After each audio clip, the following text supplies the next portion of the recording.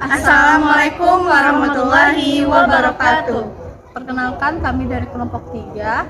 Kami ingin memenuhi tugas akhir dari konsep dasar PKNSD yang beranggotakan saya sendiri Regina Dewinata dengan NIM 2105 Saya Mersya Putri Yuliandra dengan NIM 2105112528. Saya Anissa Ardelia dengan NIM 2105113526. Saya Alvin Armelia dengan NIM 2105113528. Selamat menyaksikan. Jelaskan perjuangan sebelum kemerdekaan di negara Indonesia. Sebelum kemerdekaan di negara Indonesia terdiri dari kerajaan. Kerajaan yang terdiri di Indonesia diantaranya didirikan oleh pedagang dari negara tetangga dan negara lainnya seperti Cina, India, dan Arab. Indonesia menjadi jalur strategis pelayaran, salah satu faktor para pedagang masuknya aliran Hindu-Buddha yang dibawa pedagang dari Cina yang menjadi cikal bakal berdirinya kerajaan di Indonesia. Kerajaan di Indonesia yang berdiri pada saat itu Kerajaan Sriwijaya, Kerajaan Airlangga, dan Kerajaan Majapahit yang menjadi cikal bakal terbentuknya bangsa Indonesia karena mereka telah menanamkan nilai-nilai kebangsaan dan kerakyatan kepada rakyat Indonesia yang kini menjadi nilai kepribadian seluruh rakyat. Selanjutnya saya Anissa Ardelia akan melanjutkan penjelasan dari rekan saya, yaitu saya di sini akan membahas tentang zaman penjajahan. Nah, penjajahan Indonesia ini diawali dengan datangnya bangsa Portugis pada tahun 1512 yang dipimpin oleh Antonio de Arau di Maluku. Pada tahun 1570, penjajahan Portugis berhasil diusir dari Maluku dan pada masa itu adalah masa pimpinan Raja Ba'abdullah. Disusul oleh penjajah negara Belanda pada tahun 1596 yang mendirikan VOC. Kemudian yang VOC ini kemudian dibubarkan pada tahun 1800. Nah, dari Batavia, Belanda meluaskan penjajahannya dengan taktik divide and impire, yang berarti cerai-beraikan mereka kemudian kuasai. Nah, pada masa ini Belanda mempropaganda Indonesia. Contohnya di Sulawesi Selatan, Raja Goa yaitu Hasanuddin bermusuhan dengan Raja Bone yaitu Ampala. Kemudian Belanda datang memukul dan menguasai pada tahun 1669. Nah, contoh lainnya itu di Banten, Sultan Agung Tirtayasa bertengkar dengan Sultan Haji putranya sendiri dan kemudian Belanda menguasainya pada tahun 1983. Selanjutnya penjajahan Inggris pada tahun 1811. Untuk mempertahankan Indonesia dari Inggris, Belanda mengirimkan Dendels yang terkenal kasar. Rakyat Indonesia diperas baik kekayaan maupun keringatnya untuk melawan Inggris. Nah, pada tahun 1811 ini, Inggris berhasil merebut Indonesia dan mulailah penjajahan Inggris di Indonesia bermula. Inggris sebenarnya menginginkan penjajahan Indonesia untuk selama-lamanya. Tapi pada tahun 1916, ia menyerahkan Indonesia kembali kepada Belanda. Negara-negara asing tersebut menjajah Indonesia karena mengetahui bahwa Indonesia merupakan negara penghasil rempah-rempah. Mereka pun berkeinginan untuk mencari rempah-rempah dan melakukan perdagangan di Indonesia. Tetapi pada akhirnya malah memperbudak masyarakatnya dan menjajah negara Indonesia itu sendiri. Sebelum proklamasi kemerdekaan diproklamirkan, terjadi gesekan-gesekan di antara kaum golongan muda dan juga golongan tua dalam pernyataan kemerdekaan. Hal ini memicu peristiwa yakni Rengas Dengklok, di mana penculikan Bung Karno dan Bung Hatta yang diasingkan ke daerah yang bernama Rengas Dengklok.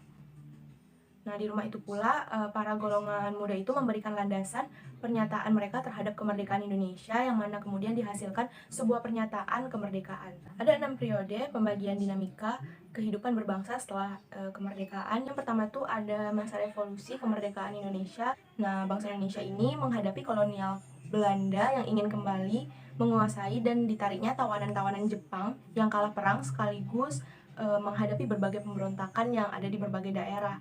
Selanjutnya adalah periode Indonesia Serikat atau masa Republik Indonesia Serikat atau RIS pada tanggal 27 Desember 1945 sampai dengan 17 Agustus 1950. Jadi di Konstitusi Republik Indonesia Serikat ini terbentuklah federasi dari 15 negara bagiannya. Masa ini para menteri pun bertanggung jawab kepada Perdana Menteri. Nah, presiden pada masa ini adalah kepala negara yang tidak didampingi oleh seorang wakil presiden. Saat ini juga Indonesia masih menggunakan sistem parlementer, di mana kabinet akan bertanggung jawab kepada parlemen, dan jika pertanggungjawaban kabinet tidak diterima oleh parlemen, maka kabinet harus dibubarkan atau mengundurkan diri. Selanjutnya adalah masa Indonesia itu sebagai masa demokrasi liberal pada tahun 17 Agustus 1945 sampai dengan 5 Juli 1959.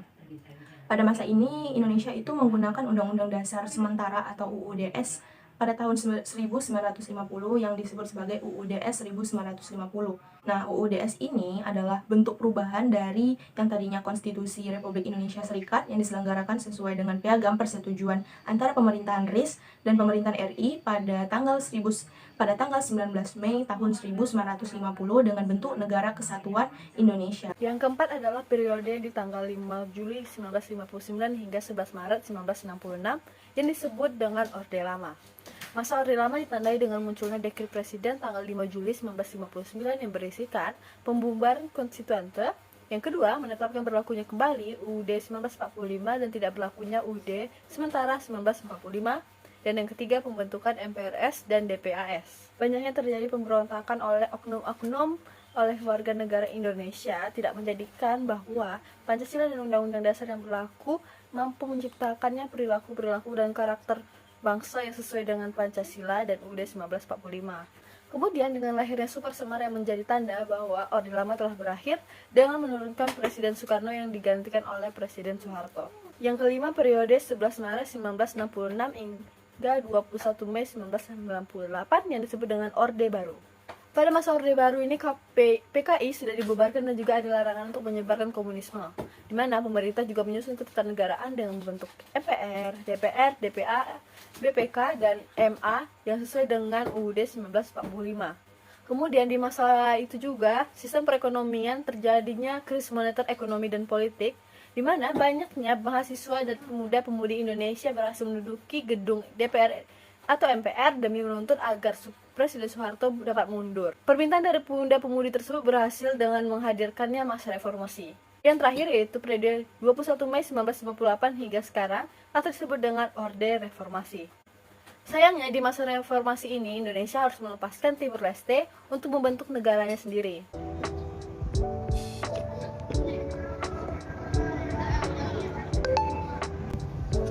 Ada tugas.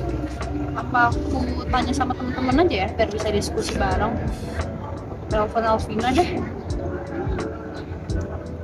Halo Alvina, kita diskusi bareng yuk. Ajak teman-teman yang lain ya. Oke.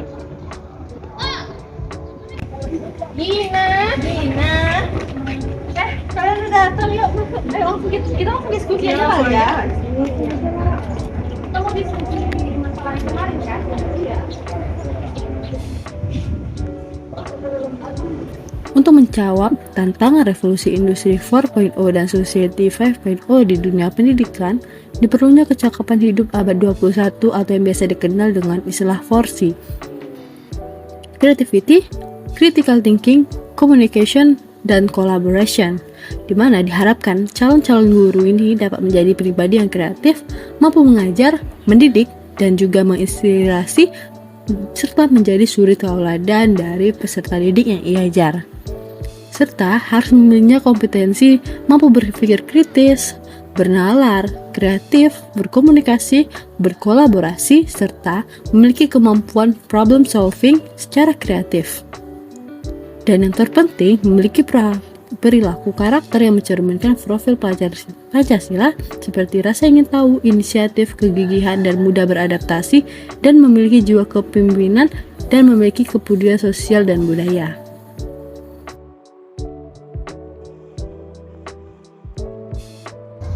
Baiklah, sekian tugas hasil dari kelompok kami. Semoga bermanfaat. Wassalamualaikum warahmatullahi wabarakatuh.